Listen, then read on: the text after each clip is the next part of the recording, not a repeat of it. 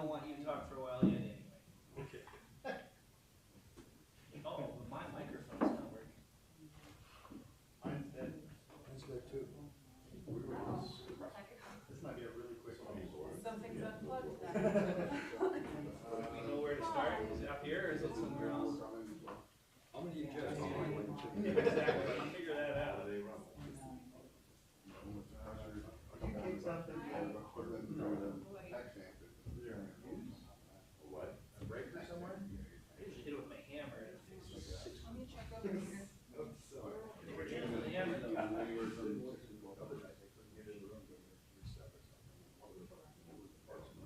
Are they dead all the way down? Yeah, they're good all the way down. Alright. Marks and Rex have a problem too? Let me check these ones back here, hold on. Looks like the power goes from here. Here, dropping off on the front door. Oh my God. No signing, no signature, nothing, came home. Nothing there? From work. No. Sitting on the front door. I was here for Harbor Monday night and they were dead then too. That is USPS? Oh, they were? Yeah. Oh, okay. Usually ship it from, UPS. Is there a breaker? No, it's not. Is there a breaker somewhere? No, One of our former. It was the Yeah. picture of it. Oh, the, yeah, it's around. It's kind of funny that that was meetings today at work. They didn't get to me. So there you go, green light. We're out of here. Will this go live? Oh, it's a nightmare because, like, I've got a, Is there a use panel in these I've offices? got an hour window from when I'll grab my we open keys. to when they close. 2 hours. And, well, it can be, it's. All right, hot mic check now, 10 minutes beforehand. Yeah, That little breaker right there. But what do you do if somebody That comes you guys in? should- But no, I would like to sit down But what do you do if pencil somebody something comes up around, you know, and just base it off of don't take your. Oh, yeah. land Seems like an IT guy kind of thing to do. mirror it I basically. mean, that would be, that'd be, yeah. Giveaway or Yeah, gift. yeah, that's what my coworker was saying, he was, Has hey, to you be have that to one. play with. He's like, And you it know, can this force is it. bad on so many levels. Has to go to planning and zoning, but right now it doesn't have. Yeah, it's right up there with Has to go to planning and zoning. The only time I And I think ever also saw the stipulation did show, kind of soft on that was just like when we do conditional use permits. we need So to. they should be notified within 300 feet of the surrounding property. All the notifications once it gets to property limits for this use.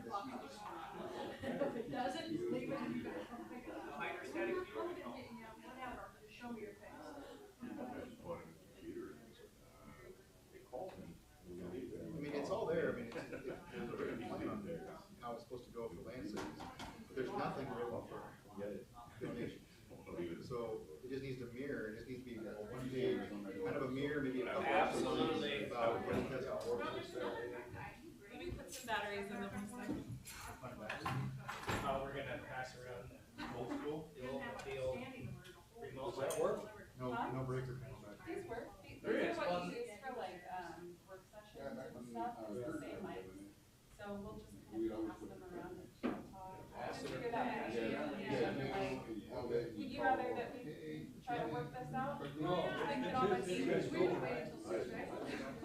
Just tell everybody they don't get more than Well, one. like, I would hope to find out, cause I. Once he starts Everybody go get a Yeah, baseball when he glove, starts saturating. throw the mic back. Yeah, or we can sit in the corner and say, here.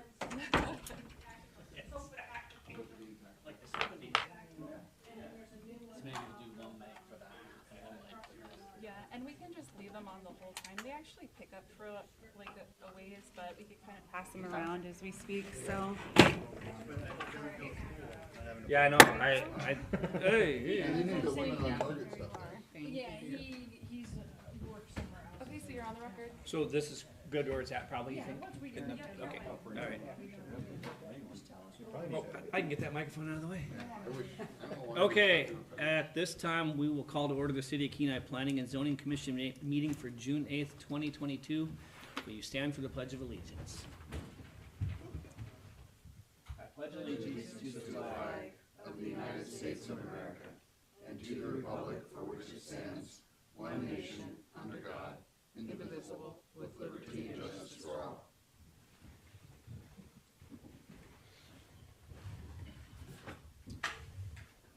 Item A2, roll call, please. Chair Tweet, Here. Commissioner Askin. Here. Commissioner Woodard. Here. Vice Chair Dothett. Yep. Commissioner Fikes. Here. Commissioner Greenberg, Here. Commissioner Halsted, Here? you have a quorum. All right, item A3, agenda approval. Commissioner Halsted, I move we approve the agenda as presented. that was second. Second. Any objections? Seeing none, the agenda is approved. Item A4, consent agenda. Commissioner Halsted, I move we approve the consent agenda as presented. second by Commissioner Fikes. Any objections? Seeing none, the consent agenda is approved. Item C, scheduled public comment. We have none. Item D, unscheduled public comment. Anyone wishing to speak to an item not on tonight's agenda? Looks like we're good. We'll move on. Item E, consideration of plats. F, public hearings. And G, unfinished business. We have none tonight. Takes us to item H, new business. H1 is PZ 2022-13, Townsite Historic Review of 508 Mission Avenue. Can I get a motion, please? Commissioner Askin, I move we approve resolution number 2022-13. and a second. Commissioner Fike seconds. Staff report. Thank you, Chair Twait and fellow commissioners. Staff's presentation is on resolution PZ 2022-13, review of development in Townsite Historic District at 508 Mission Avenue.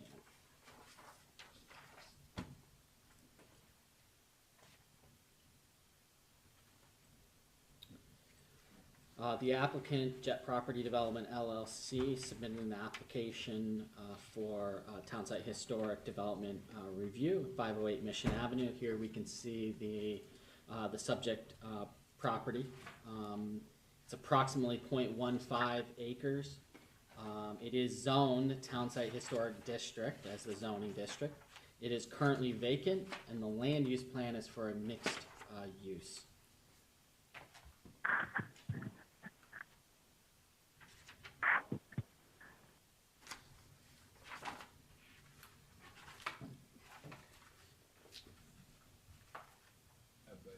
Nothing's working.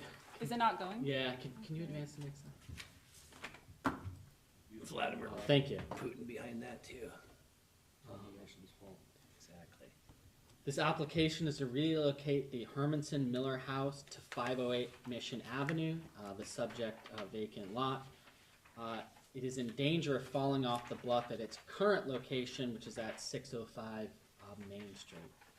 The existing structure is located adjacent to the Kenai Townsite Historic District, and it's proposed to be moved within the Kenai Townsite Historic District at 508 Mission Avenue. And that is within the Townsite Historic District zoning designation. And the development is subject to a review of development by the Planning and Zoning Commission for consistency with the TSH zone. The intent of the Townsite Historic District is to preserve the historic nature of Old Town Kenai and to encourage development that is compatible with the historic character of the TSH zone.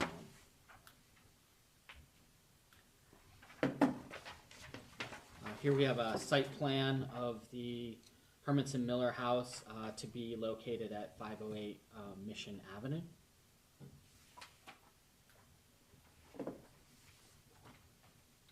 Staff's analysis, KMC 1420-105H requires the Planning and Zoning Commission review of all building permit applications for properties included in the Historic Preservation Plan.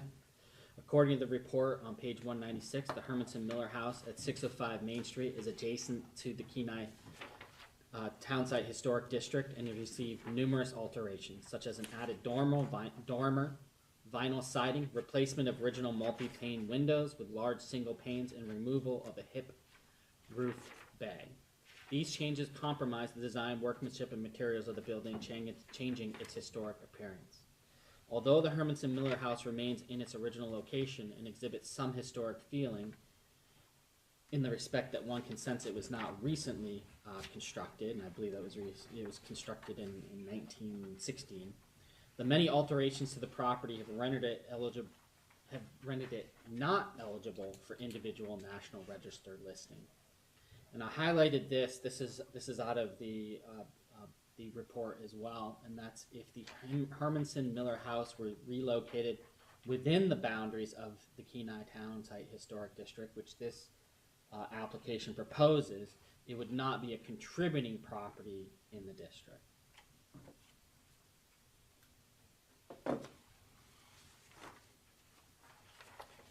Review criteria for the Townsite Historic Zoning District.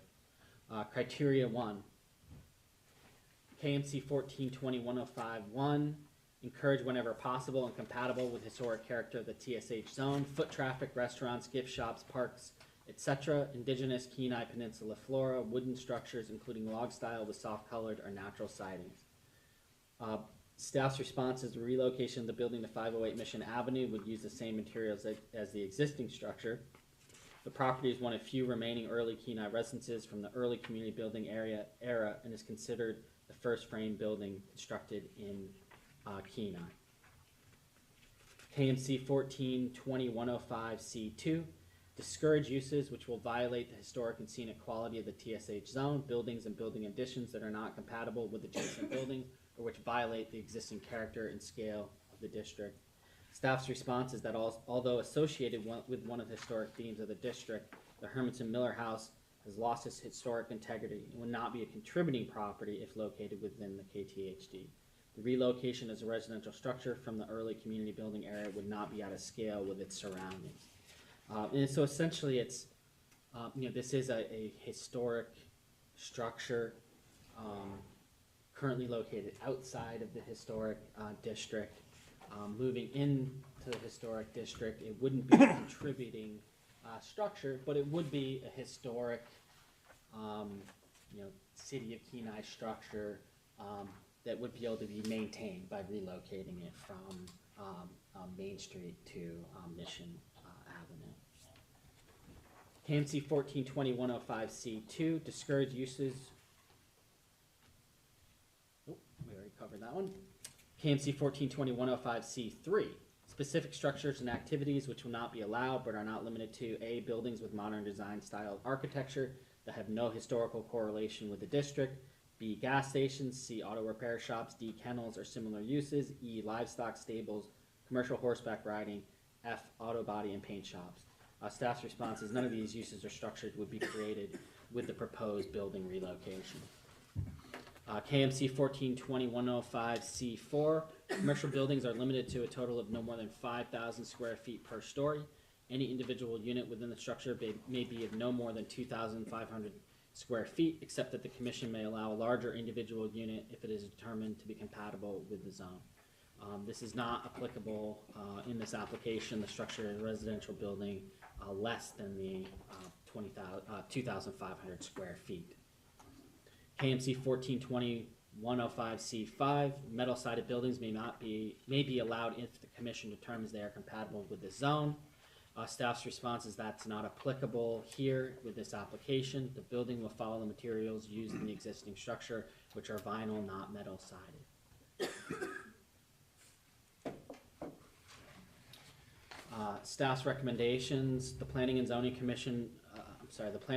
staff recommend that the Planning and Zoning Commission approve of the proposed relocation to 508 Mission Avenue as meeting requirements of the Townsite Historic District Development Review, subject to the following conditions. Condition 1, further development of the property should conform to all federal, state of Alaska, and local regulations. Condition 2, prior to commencement of construction, the owner shall be required to obtain all appropriate building permits. And condition 3, prior to issuance of a building permit for the proposed construction, the landscape site plan must be reviewed and approved by the planning director. That concludes my presentation. Happy to stand for questions. Okay, we'll bring it back to the commission for discussion. I guess we can open it up for anybody that would like to testify. Yep, if we have anybody out there in Zoom land.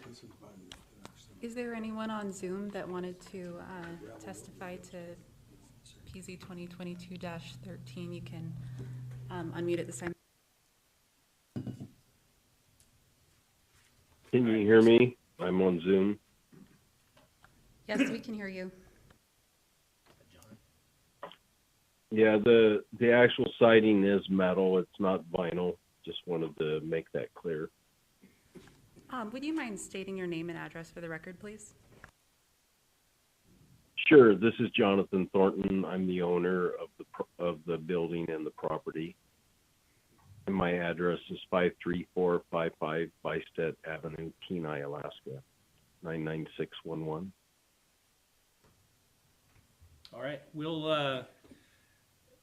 open it up and see, is there anything else that you want to testify to, or any additional comments?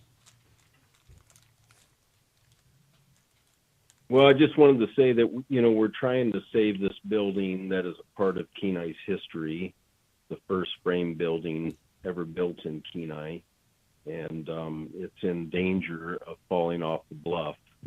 And we're wanting to relocate it to a historic part of town where we have plans with the building adjacent to where it's going to go to try to, you know, beautify Old Town Kenai and restore some of the historic value of that portion of the town. Okay, very good. I'll ask any of the other commissioners if they have any questions for you. It Sure. looks like, Commissioner Askin. Mr. Thornton, do you plan to like make a little store out of it or anything, or is it gonna be open for tours, or? You know, at this point, we're not exactly sure. Diana and Jim Zerl are clients of mine, and Diana purchased the property right next to it. That's been in her family. It was her grandmother's house. She wants me to restore that property. We're thinking vacation rentals might be the best use in that part of town. But we're kind of open to what might be the demand. It has currently been rezoned as a commercial area, but I don't have plans for that right now unless someone were to approach me with a business that wanted to go into that space. But currently we're kind of thinking vacation rentals. I know that Wisniewski's has taken another property there out by the bluff and have done a vacation rental there. It's been very successful and in high demand. When talking to the bishop there in Old Town, he's saying that when they bring in their people, they are always hoping they can find availability at the Wisniewski's property, but it's very difficult. And he was saying that it would be very nice to have more properties that would fit that.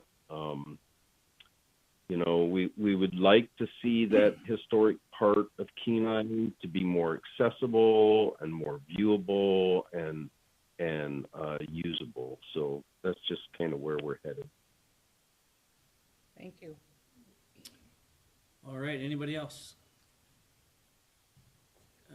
I got, I guess, one for you that's maybe kind of a step two in this, but so the existing property that the house is on, is that in that area that would benefit from the bluff stabilization, and has that been talked to you about by the city at all?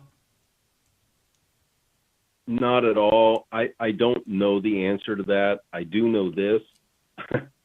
We're 8 feet away, and as a structural mover, any more loss at all, and I would not be available. I would not be able to move that structure. Yeah. It's just too dangerous. At this point right now, it's just the absolute minimum of being able to safely work out there. Even though there's talk of this restoration, I don't know how long that's going to take. And in the process, literally one storm and this structure could be gone.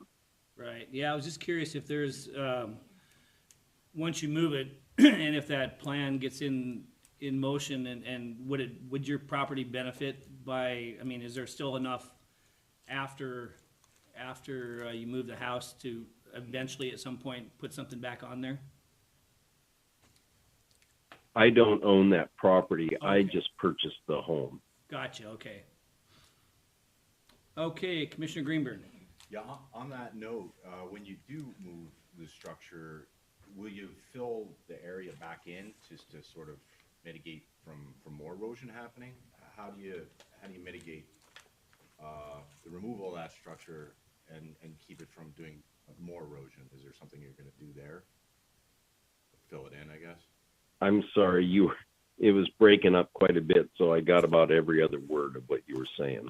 After you move the structure, what steps are you gonna take did you just fill in where the foundation was, or what's there to keep it from eroding more, to keep it from exaggerating erosion, I guess? There's nothing to keep it from eroding more. Yeah, no. There's no way to stop that. I mean, I guess the city may have some plans to do bluff restoration and stopping, but at this point, yeah, there's nothing that's I mean, but there's not gonna be that. like a hole there or something that it's gonna get filled in and it'll just be natural ground, I guess? Is that my question? The present owner of the property, yeah, just requested that I just, remove the structure and basically, we'll just kind of fill in the old foundation there. Okay, yeah, that was my question. Thank you. Yeah. All right, anyone else? All right, if you want to hang on in case we do come up with another one, we'll bring it back here and see if we have any discussion or any paths forward we want to talk about. Anybody have any? Sure. Seems pretty straightforward, huh? Commissioner Greenberg. You mentioned a couple times that it wouldn't be contributing to what does that really mean? It just means it's not of the vintage that would be desirable in that area, but it's got like a plaque. Does that go with it? Can the plaque go with it? I mean, Yeah, definitely the plaque goes with it. okay. So, Wouldn't that be contributing somewhat? through the chair, yes, so it is still a historic structure, but the structure's been changed significantly enough that it can't be like a nationally registered, structure. So it's also a little bit different time period than the area that it's moving to. So sort of the themes and the time frame of these structures are a little bit from different eras. So what it's basically saying is it's not the absolute most, ideal structure to go along with the other structures in a historic district and be a contributing member of a historic district. But I would say it's still, a plus to be able to,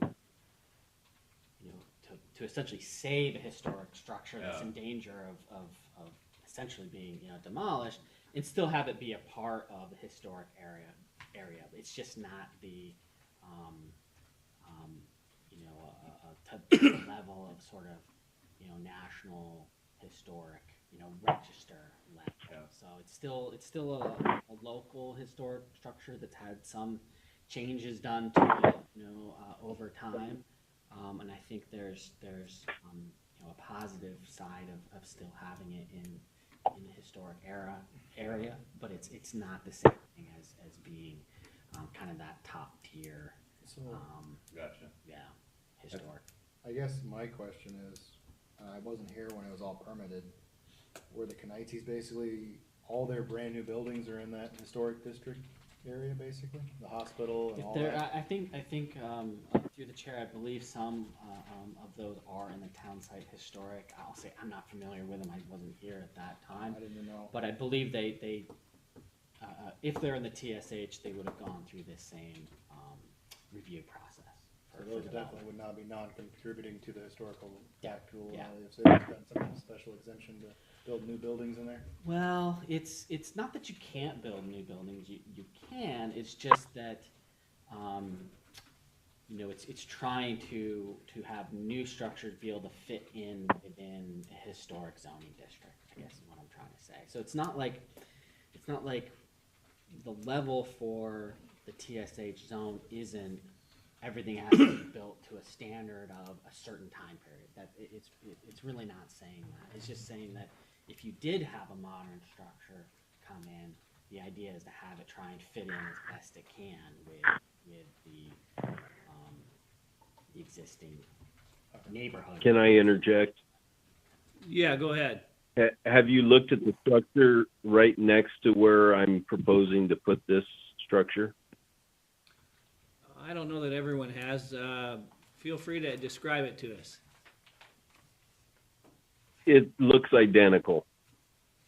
I mean, that's one of the reasons I chose this lot. I think they'll look so great sitting right next to each other.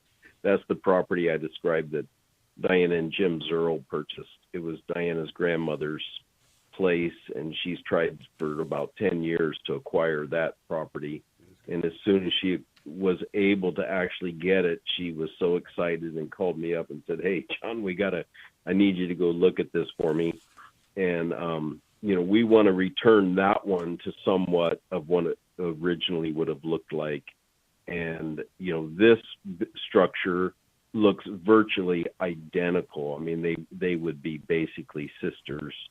I think that building at its core was log, but it has been added on to multiple times. We'll probably take some of that off and get it back to more of its original look. And then this structure, holds the kind of the notoriety of the first frame structure built in Kenai. That's its kind of claim to fame. And, sitting right next to the other property, I think it's just going to really, really make a difference there in Old Town Kenai. And I don't know what building we could move there that would be any more appropriate. Yeah, I would agree. And I guess unless you're a National Registry snob, you'll look at it and not know any difference than everything else that is on that registry in there. So, right. And once you get on that registry, and I get your comment as far as being a snob, I mean, it just becomes absolutely ridiculous and not a reality to maintain. But I think, I'm currently working on projects that we're working with a lot of the wood from the cannery. We're doing a lot of, I'm doing some true divided light projects that are where we bought custom cutters just that work with that era. I'm doing another project in Kasilof where we're taking a 1920 homestead and kind of restoring it to its original look. But like you said, we're not going to put it on the register because it just becomes ridiculous. You just can't possibly make it work without getting grant funding or something like that. Right. And we're trying to do this to really help Old Town and to do something that will work. And I really think that it will. Commissioner Greenberg. Yeah, I think it looks like it would fit in. I mean, it looks pretty historic. And if it's possible to keep like the plaque and maybe update it, I think that would be kind of interesting. Say like, this used to be at this location. Oh yeah. So if that is allowed, I think that would be probably appropriate because I don't know, it just seems like a. Yeah, most definitely. The plaque should be there. Okay. Thank you. Anyone else?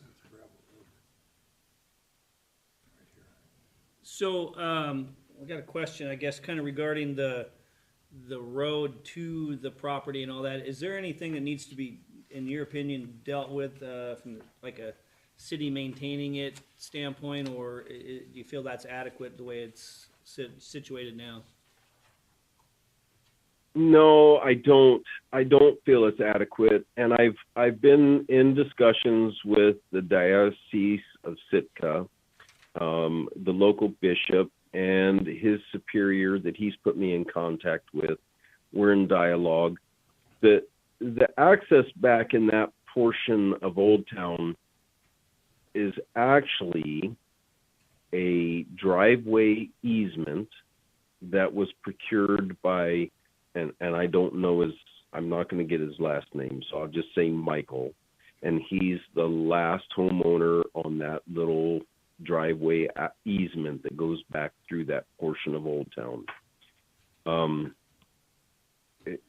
And right now, the Diocese of Sitka does not have legal access to their own cemetery. The only person that has legal access back there is Michael at that last property.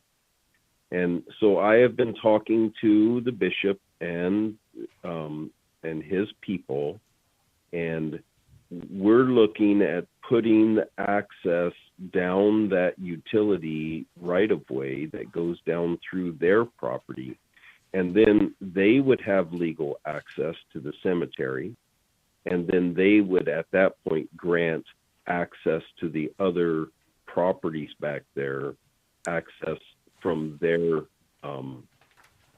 right-of-way. My hope, I just haven't got this far yet, is that maybe the city could adopt that stretch of road and maybe maintain that. And then, you know, they would have year-round access to their cemetery and legal access. Right now, if they have a funeral and use that driveway easement back there, they're doing it illegal. It's not legal for them to use that. And so I am working with them on clearing that up, and that would do away with the current access that's back through there that's cutting through everybody's property and put it on that utility right away.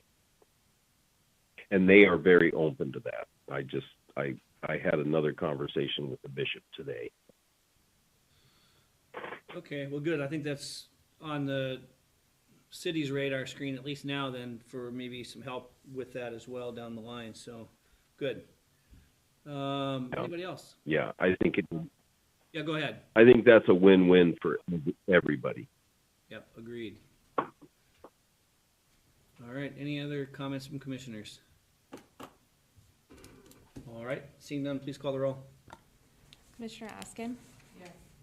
Commissioner Woodard? Yes. Vice Chair Doffett? Yes. Commissioner Fikes? Yes. Commissioner Greenberg? Yes. Commissioner Halsted? Yes. Chair Twait? Yes. Motion passes. All right, good luck. Okay, thank you.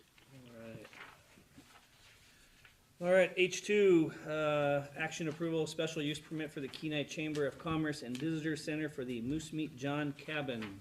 Motion, please. Commissioner Halsted. I move we approve the action approval item, special use permit for Kenai Chamber of Commerce, Moose Meat John Cabin. And a second. Commissioner Askin seconds. Staff report. Thank you, Chair Twait. The Kenai Chamber of Commerce and Visitor Centers have requested a special use permit to use and operate the Moose Meat John Cabin, located on approximately 10,000 square feet. It's 100 feet by 100 feet of Lot 1, Gusty Subdivision Number 8, a city-owned parcel upon which the Kenai Visitor and Cultural Center is also located. And you can see on page 39, you can see the subject property, and the hatched area is that 100 feet by 100 feet with the Moose Meat John Cabin. Since 2013, the Kenai Chamber of Commerce and Visitor Center has allowed the use of the Moose Meat John Cabin during the summer months by the Kenai Historical Society in conjunction with its operations in Old Town Kenai. The Kenai Chamber of Commerce operated on the premises from 1977 until 2012. In 2012, the Kenai Chamber of Commerce merged with the Kenai Convention and Visitors Bureau to form the new entity, Kenai Chamber of Commerce and Visitors Center. A special use permit was granted for the use of the Moose Meat John Cabin for 12 months between July 31st of 2021 and July 30th of 2022. The Kenai Chamber of Commerce and Visitors Center would like a special use permit for the same use of the Moose Meat John Cabin for July 31st, 2022 to July 30th, 2023. The Kenai Chamber of Commerce and Visitor Center complied with the terms of the special use permit for the use of the cabin in previous years. If the City Council approves the attached draft special use permit with the Kenai Chamber of Commerce and Visitor Center, the city manager will sign the special use permit granting the continued use of the cabin by the Kenai Chamber on behalf of the city. So the question before the commission is, does the commission recommend City Council approve the execution of a special use permit to the Kenai Chamber of Commerce and Visitors Center? That concludes my presentation. All right, we have a motion. Any discussion? Vice Chair Dossett. Can you just refresh us really quick, Stat, on the reason why we can't do longer than 12 months again? I remember we talked about it last time, but I can't remember exactly the details on that. Yeah, and so special use permits have a lot more flexibility over leases. That the lease term required in code to have longer limits, you know, let's say a minimum of, let's say, a 5 year. A short term one will be 5 years. Our longest is 45 years. That per code is based on either improvement value or improvements, estimated cost of improvements that are to be done on a property. So we kind of have a scenario where that's not really kind of So on a that, good approach for this particular. they have to do a kind of special, use, so yeah. just to clarify, they have to use a special use permit and not a lease. And that's the difference. Correct. So we couldn't do just like a $1 lease for 5 or 10 years. Not per our code, because our our code. code says it's gotta be this number of dollar investment or value. So, Is there any way to write an exemption for the code like that? Yeah, what if we donated it to the chamber? Just donate it to them. I mean, I'd say that would be, you know, a separate action to be considered. Separate Not from, tonight, from yeah. right. I was just gonna say separate from curious. what's being We're applied donating here. a lot of stuff for But- it, so. I suppose it would be possible to have a conversation about that if parties were interested in it. Commissioner Halsted. Do we have a similar arrangement with the Kenai Art Guild? Is there the lease with them different where, I mean, we don't ever have to approve them to lease it and they're doing like They $1 must have a, a year lease on it? Yeah, that's where A certain amount of maintenance on it, don't they? Those, they have to do maintenance too? Uh-huh. Yeah, we've covered the maintenance. We paid. Well, they come up with money. They're scrambling for money all the time for the. Did we just redo their roof like a year ago? Art Guild? Yeah, they had to come up with a lot of money for internal repairs and stuff, Rasmussen grants and stuff. That's some water down I'm just, Yeah. the bigger story on that was, I mean, could the Moothby John Cabin do something like the Kenai Art Guild and It's all a good question. I just see this every year it comes up, it seems like, and every year it's a lot of paperwork that goes around and around in a circle, and it just seems like we're not really going anywhere.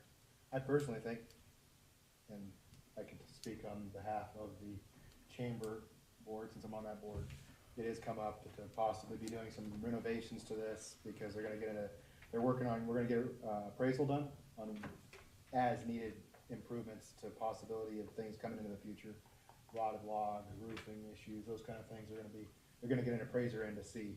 If they were to get an appraiser in that says, you know, it needs 10 grand worth of work or 20 grand worth of work, then could they say that we're gonna put 10 or 20 grand into this building, would that be enough to be able to institute a longer lease possibly by just doing improvements? Could be.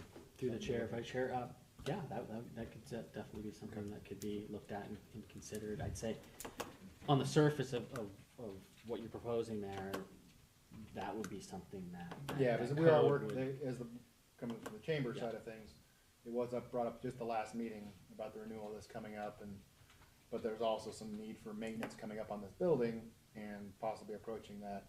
Well, it might be somewhere through both chairs, I can look at it as saying like, well, if we get an appraisal for this, if we're willing to do this, we might be able to switch this to a lease than versus a special use permit. Yeah, I'd say that would be Something to look at. possible and could be looked into, yeah. Okay, I'm just curious, but I will be approving the special use, recommending this special use be approved, and then hopefully maybe by next year we can get something changed so we don't have to do it every year. Yeah, I hate to do this, but I agree with Mr. Dawson. What? Arabs and Israelis getting along. All right, anybody else? All right, please call the roll. Commissioner Woodard, Yes. Vice Chair Dothett, Yes. Commissioner Fikes, Commissioner Greenberg, Yes. Commissioner Halsted, Yes. Chair Tweet, Yes. Commissioner Askin, Yes. motion passes. All right, pending items, none. Item J, reports, City Council, Vice Mayor Glendenning.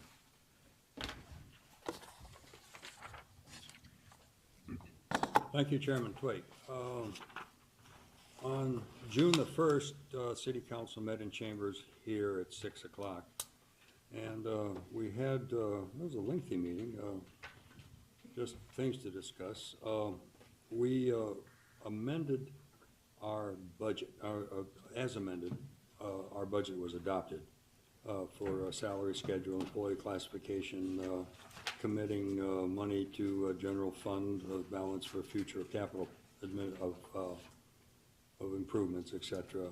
We authorized return of funds remaining from completed or canceled capital projects to the general airport revenue fund, water and sewer special funds. That was on the radio today. It was just sometimes you have a project, there's a few dollars left over from each, and we just sweep it back into its original general fund designation, rather than let it languish there and not be leveraged for anything else. We accepted an ordinance accepting private donation to the Kenai Library for purchase of program equipment and library materials. We increased estimated revenues and appropriations in the general fund for public safety capital project to provide supplemental funding for fire department flooring replacement project. That was on the radio too. It's just something that was needed done, and when they get into it, of course, the building that age has some asbestos in the tile, and they knew it was there. They just have to fund it, and it cost a little bit more than we had initially proposed. There was a ordinance that was postponed. It was amending the appendices to the Kenai Municipal Code to delete cemetery regulations and amend Title 24 Municipal Cemetery.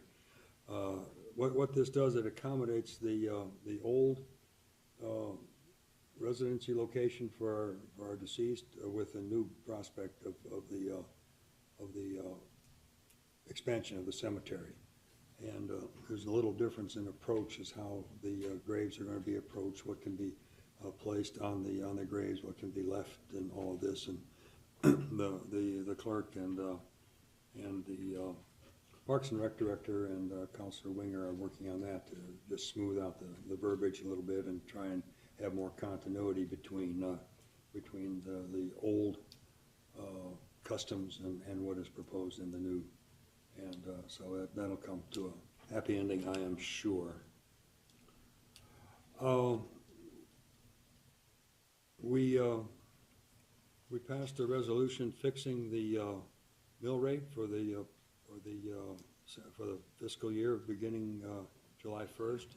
The mill rate will remain the same. I believe it's 4.35 mils. We amended the comprehensive schedule of rates to incorporate fee changes to include airport fees, animal control fees, ambulance fees, library fees, parks and rec fees, dock fees, water fees, sewer center fees, and adjusting the monthly rates for Vintage Point. Vintage Point, the monthly rental rates have to be commercially competitive, but they can only be raised a certain amount. So that'll eliminate or reduce financial shocks to the residents who are there. And there's quite a waiting list to get in there. So it's a well-maintained place, and of course we're very proud of it.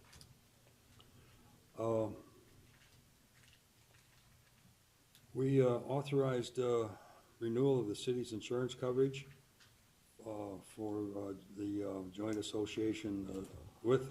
Let me back up. Authorized renewal of the city's insurance coverage with Alaska Municipal League Joint Insurance Association for July 1 through June 30th, 2023. We also authorized contract for employee health care and other benefits beginning July 1. Both of these passed unanimously 7-0. Of Of course, there's increases in health costs and whatnot, but we were able to negotiate and hold our costs down. It was less than we had anticipated. If you want me to get into the weeds, I brought my packet with, but it was a very, very smooth, even-tempered discussion, and of course Terry acquitted himself well, and we were well pleased with the prospects of spending more money, but not as much as we feared. We authorized the city manager to enter into a memorandum of agreement with the State of Alaska Department of Natural Resource, Division Forestry, to support spruce beetle mitigation and hazard fuel reduction. It's quite a program. There's about mile 113, there's a site where residents of the city can bring slash from their down trees and put theirs. They don't have to pack it all the way over to Soldotna.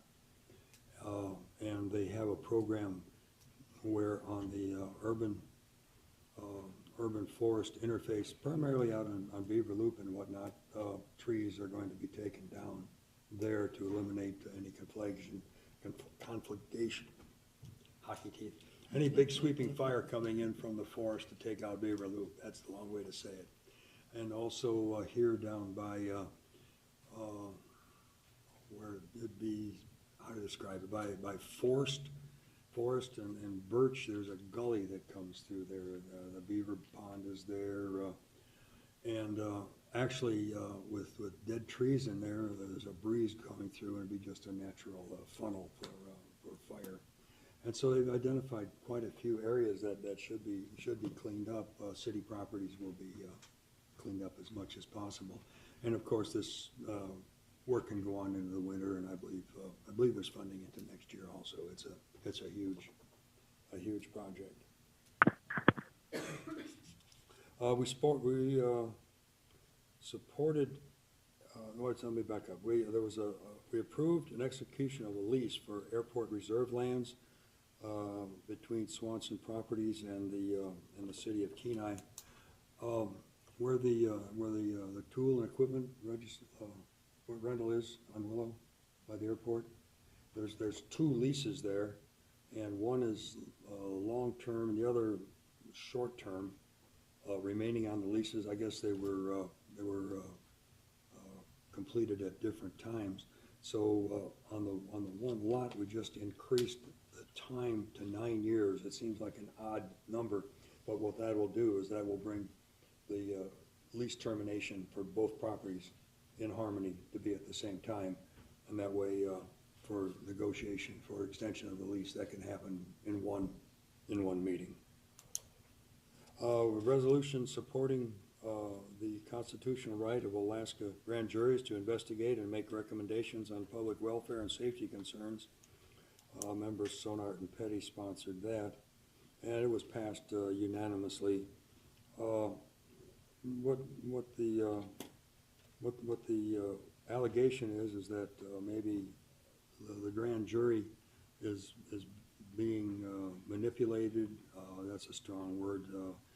Maybe a judge or a prosecutor or something can have their thumb on the scale. In other words, as I learned it, grand juries go back to English common law, where the grand jury was kind of a counterweight to the absolute authority of the king, and people could come and get their grievances taken care of in that manner, and it's carried over into our present-day code of laws.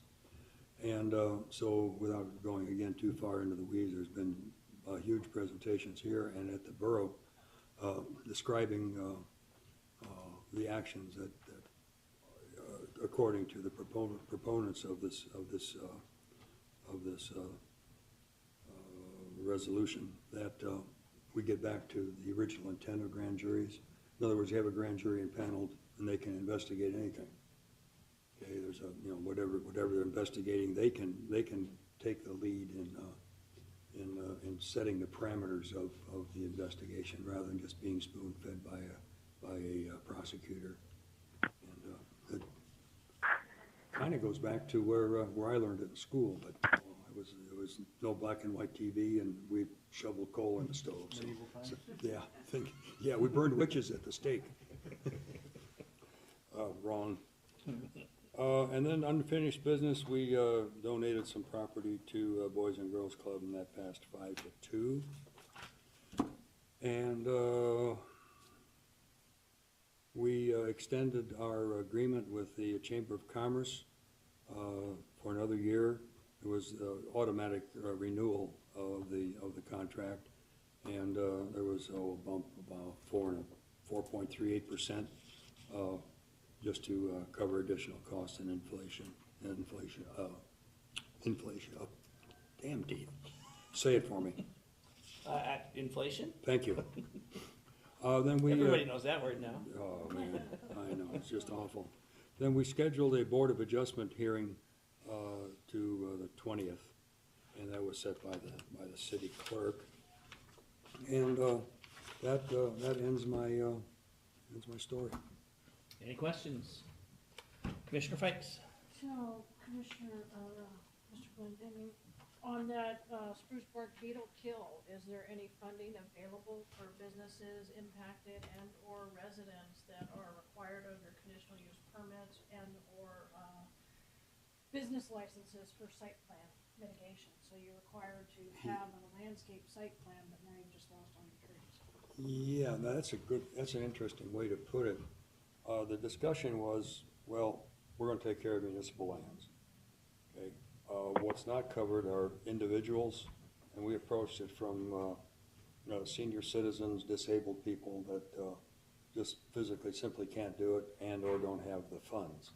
But, the prospect that you approach is, we have, the Firewise mandates, we have, landscaping requirements, and if you have to pull your trees off and all of a sudden your whatever is exposed to whoever. So yeah, I guess in the past what I've seen, sorry to interrupt. No, it's okay.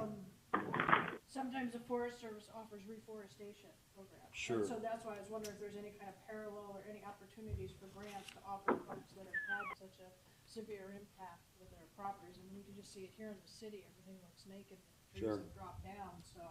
I mean, obviously we require it, and all of a sudden you don't, somebody comes to town, it's like, wow, what's up with that? How come they don't have a landscape, So how long before everybody's gonna come around with a stick and go, Sure. hey, I'm gonna fine you for not having this? Yeah, and that's a good question, and I will ask that. Let's see, Firewise. Cause I know Anchorage had talked about it, and that's why I was curious if there was any kind of seasoning, cause I know as these folks go through and they make these assessments, and then they come through and they offer, like you say, assistance. Sure. There's also another department that I was aware of, I don't know if it's through the BLM, but like I say, it's a reforestation, and they come by with little seedlings, I mean, it may not be a lot, but it's something. Feeds the moose. Exactly. Yeah, there is some talk about not bringing back something that'll grow into a danger tree. I know our Parks and Rec director is looking at, maybe there's a species of tree that would, serve the same function for screening or aesthetic characteristics that would suffice instead of continually planting these pines that are susceptible to the spruce bark beetle. But I will ask that question. You just replace danger trees. Yeah, it might be part of the hazard mitigation plan that was discussed at the top of the year. It could be. I didn't hear it expressed that way, but it would seem natural that it would be included in that. Yeah. So, and not to dig at the city of Kenai, but the city of Salina literally put out for bid, got it done, over with, and cleared all their parks out in like 1 month. Of all their Swiftwater, Centennial, they put it out for bid, it closed in 2 weeks, they got a tree service in there, done. Yeah. I've yet to see any of the city parks cleaned up yet, nor heard of anything going out for bid yet. Is there a reason why it's taking so long, and the city, one city can do it in like a matter of weeks, and we haven't even been pulled out for bid yet? I don't mind asking the question. I'd love to know. I mean, literally, they put it out and did it in a month. In the month of May, they put it out in April, they closed, done, they started done, and by the end of May, it was done with permit, and they had all their parks cleared out of Beaver Kill spruce. And they put it out for competitive bid, and they got one guy that came in, and he probably will never do it again, but he had to lose, but he went down and bid him at $48 a tree. Ooh, I want that guy. Yeah, That's I not mean, what you I had to do paid. like several hundred trees, but that's who got the winning bid, was like $48 a tree. At $48 a tree, $300,000 goes a long ways. Wow. So I the know, city ended up selling I it. know we have thousands of dollars dedicated to it, and I'll see if there's a cohesive I plan. was just curious if there was a timeline when they're gonna Yeah. start sending out for bid for these tree services to actually do something besides just using public works to clear a few trees here and there. Even if it happens, I can tell you from experience, you ain't getting on the books this year, they're all booked solid. Yeah. Yeah, Nobody's the coming. way it was, I thought is that we're going to, use our present staff to, begin.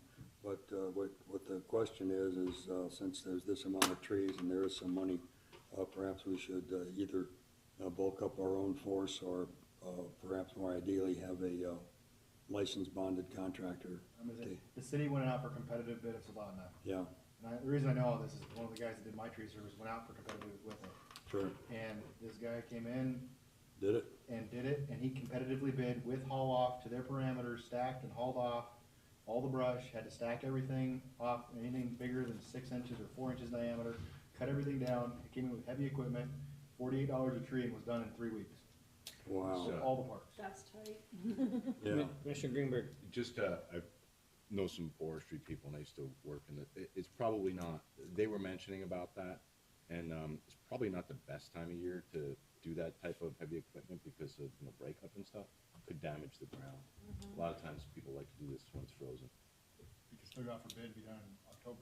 Yeah, but Yeah. that's fine, but, The just. ground and- is and- soft. and this They did was- it in That was- May. Yeah, that wasn't, a lot of people weren't super happy about that. yeah, and, because it and could this, damage this the was the ground. thought too, that the, the easy ones, where the ground is dry, would be taken care of first. But, the intent is to work on into the winter with this, where they can, Yeah. like in the little ravines that have water going through them, Yeah. once it's frozen up, then they can get out there and safely and responsibly remove the trees. Yeah, I think something like that would be great, but maybe not at that time of the year. Yeah, but it's a good question to ask. I mean, we've got catch them beetles when South they're Forest sleeping. Park is dead. Everything in there is dead, and it's gotta be starting to be thinking of, well, we're gonna have kids playing in a park and a windstorm comes through, and we're gonna have to start. having Yeah, that. which, what were you saying, by South Forest? South Forest Park. Yeah. That whole bluff, that whole park is dead, and that's why they did it in the parks in Soldotna, because they had all these RVs coming in, and they were afraid of all these trees blowing over Fires, RVs. or have, And because they were having trees falling down, they didn't want a bunch of $1 million RVs getting cratered with a tree. Well, I guess we don't have any RV parks, so it doesn't really matter, but we got parks. No jab there, you, sorry. Yeah, I know. But we do have parks that get playgrounds and playground equipment, all that kind of stuff. And we only have so many people in public works. I think with the amount of money we have, we might go further paying what we pay for guys to trim a tree down and then, that was another thing I wanted to bring up too, is I saw our public work guys driving these giant trees hanging over 20 feet on trailers, not even remotely close to road legal, cruising down the road to take them to these salvage places. They're not exempt from DOT standards just because they have a city street truck on them. Even with a police escort? Yeah. Yeah. So, I mean, where we had somebody that does it for a living, they could probably do 10 times the trees, and it might be cheaper in the long run than Sure. paying our guys hourly to do something they don't do every day. Yeah, where our guys might be, the advantage is they like just go into the cemetery and, cherry pick and, or, around this building or whatnot, but like the park that you were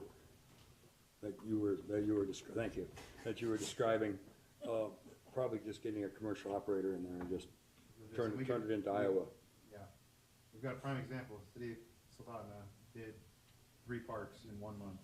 I know, once in a while they do something right, don't they? Yeah, I'm just saying. one in a row. No, I like that concept, and it's good that we talk about it, and I'll bring it up. I will. And Mr. Foster can give our city manager a heads up too, right? Yeah, please? Of course. Okay, good. Commissioner Askin, you had your hand up at one time? I was, curious, Vice Mayor Glenn Denning, is that grant that the borough received, was that $35 million grant that they had applied for spruce bark beetle mitigation? Yeah, I tried to ask the question in much that way, were we cooperating and collaborating with, and there doesn't seem to be a clear co-joining of, okay, and that's, it's not my personal cross to bear. I'm disappointed that perhaps more collaboration isn't there. I know Mr. Pierce, Charlie Pierce said, there's some borough land here we can, use for it, but I know, but I do know on the other hand that there is some work between our fire chief, who is taking the lead on this, and CES. And so perhaps at that level, there's collaboration, cooperation on effort and tree removal. But as far as having a unified command, no, and sharing of funding, there's not exactly that. There could be money shared or allocated, but it's not a collaborative program, as I understand it. Thank you. Yeah. Anyone else? All right, thank you very much. J2, Borough Planning, Commissioner Fikes. Oh, there's been no meeting since the last time we reported, May 23rd at the May 25th meeting. Next scheduled borough meeting is for June 13th. Very good. J3, Administration, Mr. Foster. Thank you, Chair Twade. A few items of note. The May 31st Board of Adjustment hearing was a brief one. That was for the appeal of the conditional use permits for cabin rentals and guide services at 1025 Angler Drive. The applicant withdrew the application, so that was a very brief meeting. There has been a Board of Adjustment appeal hearing scheduled for June 20th for the daycare conditional use permit. For the next planning and zoning meeting on June 22nd, we do have a few items. We've got a conditional use permit application for a restaurant and brewery. We have a preliminary plat application on Bridge Access Road, and we also have an application for a competitive land purchase on 2nd Street. And last, I did want to note there is an informational item that was included in the packet dated May 30th, and I believe Chair Twait is going to speak to that later in the meeting. And that's everything I got. All right. Vice Mayor Glendinning. Yeah, for those of us who write slow in print, could you go through, there's the CUP for the brewery and the two others, please? Yep. A preliminary plat, which is at Bridge Access Road.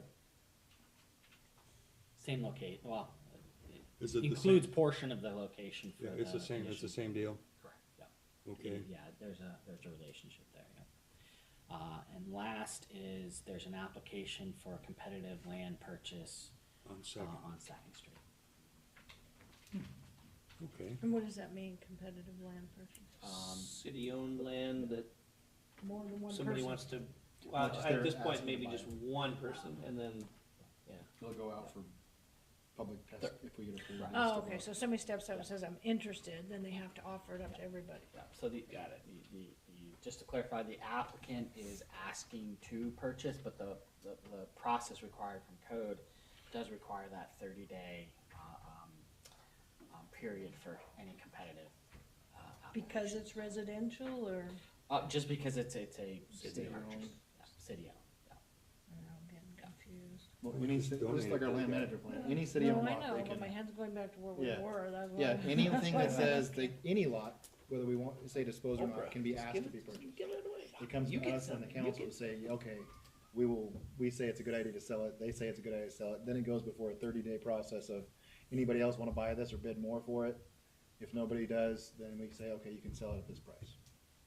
So why are we doing it with that one, but not what we did in the past here? That's why I'm confused. Oh. Well, no. Give Okay, away yeah, land. obviously I asked the Apples wrong and- question, All sorry. right. Giveaway land is different. Yeah, donation's different than, It's a different process. and I don't know that we've Yeah. had one of these for a while. We haven't, which is probably why that, I Yeah. guess I'm Yeah. getting confused about it. I can just so. make a run at it from the 30,000 point, Yeah, okay. 30,000 foot, okay? The donation was a non-code ordinance. Okay. Non-code So ordinance, it's not in the okay. code to do this, okay, but yet our attorney drew parallels between the competitive land sale protocol that we're just now discussing and a donation. Okay, All right, and so as such, it was referred to planning and zoning. Okay, with the Okay. non-code ordinance, it could have just come to the city council and gone on, Yes. okay? Yeah. And by all reasonable person looking at it, that's not the correct approach. Planning and zoning under Title 29 has, if not supreme, a very, very thorough responsibility to investigate such propositions and put their brand on it. And then you advise us and we go ahead. So does the city have to get a appraisal for this piece of property, or how does that go about? I think, Mr. Foster can talk to, but Is there, So I guess what's a little more? what I know of that is there is an appraisal that the applicant pays for, and then if they go forward with it, it comes off the sales price. Thank you. Okay, thank you. that works, My okay. hockey teeth would have gotten in the way. They're loose. We just haven't had one in a while.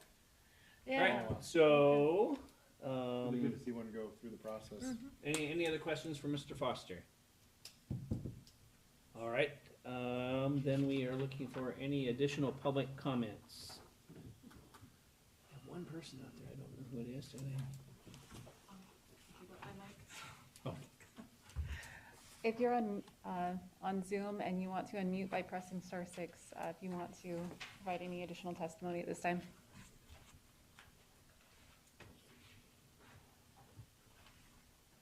It does not appear so, so then we will move on to our informational items. So we have that letter, and I assume everyone's had a chance to look at it.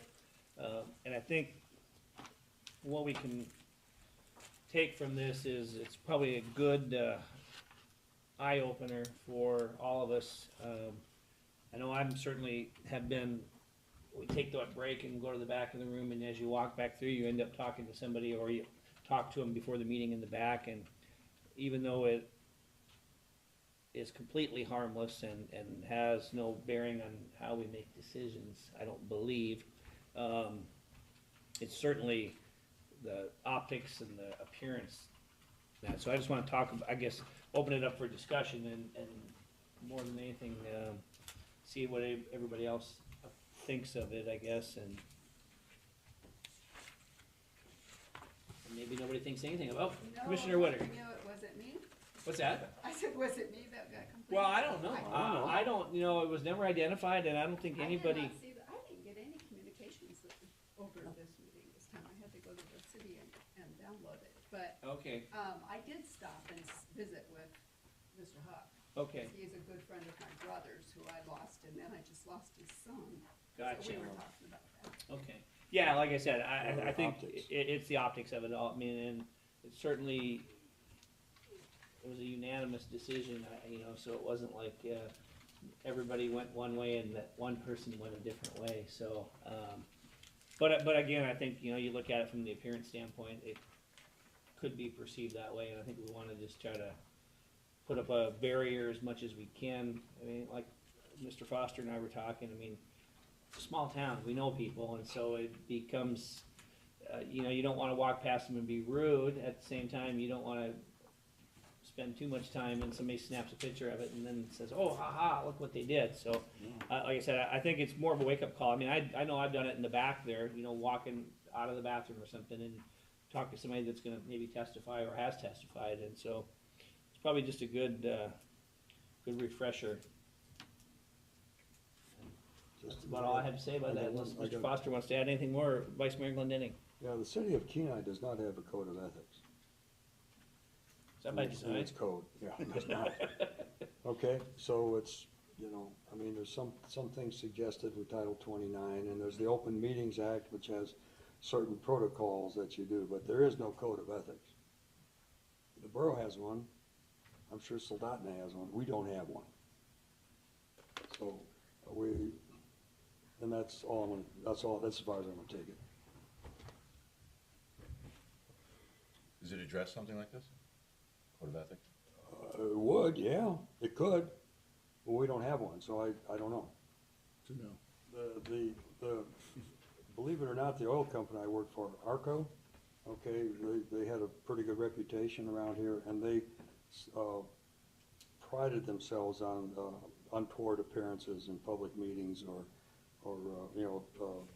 buddy associations with someone that wants to do business with the company or otherwise, and they were really pretty strict about it. And Arco, as a result, had a very good reputation here. Others not so much, but that would be the rough cut approach. So was this during or after or Well, what? I guess we took a break. Right. After we maybe took some testimony, and then we took a break, and then we came back and deliberated and made a decision. So it was in between, I guess, it seems. I don't know, I didn't go back and look, and of course, the camera goes off when we take a break like that, so there was really nothing, I don't think there was anything to see, but, I don't remember going out and talking to anybody. well, yeah, I did. Yeah. It had to be me, cause I sat down with him and visited for a Right. minute. Yeah, but how did they And I know you're even as I discussing stood the up, I told him I topics can't like- talk well, about right. this. And You then could have been talking about your daughter's birthday cake or something. well, yeah, so, like I said, It wasn't but it's the that- optics. It wasn't that happy of a conversation, but I did tell him as I stood up, we can't talk about this, you know? Yeah. And so if they were listening, they'd have heard that, but. Right, yeah, no, like I said, I think it's, again, just the perception of it is the thing we wanna steer clear of if we can. And like I said, I know it's not always easy to do, but, maybe no breaks, we won't ever take a break of it. So he was a gentleman, if I remember right, that was upset about the rezoning and how it Correct. might impact his future property, but Correct. everybody Yeah. else was Yeah. kinda in agreement that it was a good thing to do. Right. Yeah, it's just whoever gets, firstest with the mostest, that's how the discussion sometimes is swayed, just, we fill the room with people that are for one thing, and that, of course, affects our approach to our decision, which we are, in our training, are cautioned not to do, but it's human nature. Huh, okay. Interesting. Mr. Foster, anything else to add to that? Yeah, I mean, my recommendation would be, I don't have too much more to add, really. My recommendation is just based on that the Planning and Zoning Commission, I know you all know this, it's quasi judicial. You're adjudicating and making a decision that does impact, applicants and property owners and so on. So it's I just say it'd be good to keep in mind when at a hearing, especially those that we have a lot of participants, maybe just keep that in mind. I'm not saying that you can't be friendly, but it's just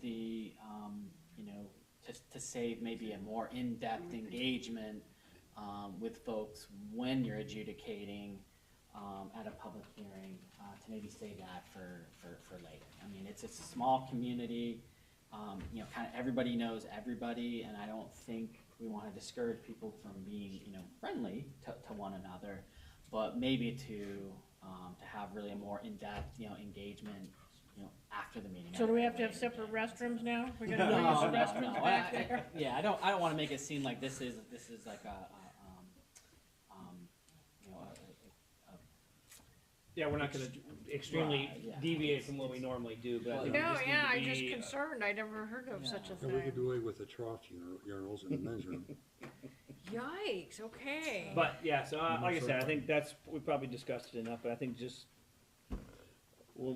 the optics of it is what I think is the deal. Gotcha. I don't think it had any bearing on anything, but, and who knows, maybe we'll never have another situation where it is again either, so. That's all I have about that. So, with that, our next meeting on the 22nd, we'll move on to commissioners' comments and questions. Commissioner Woodard. I apologize for my indiscretion, that's it. Flogging's later. Yeah. Have to wear the letter A. Commissioner Askin. Just stay safe in the sun and enjoy it. Absolutely. Commissioner Halsted. Nothing here? Commissioner Greenberg. Commissioner Fikes. All good. Vice Chair Dothett. Can we get these fixed next time? Okay, that was it. That's it. All right, and I've got nothing else to add, so business complete, meeting is adjourned. Oh, boom, we get the president. Okay, yeah. Sorry, I was waiting for that to hear you. That seems weird without having to hit that button. does. That's I can't- it. Just I can't- kinda- I can't- Took me forever to get used to hitting the damn button, now I can't hit the button. Good thing Bob left. He had that pencil. He'd have never been able to figure it out. Oh, okay, so he just signed it, okay. Here we go. Something is on my mind.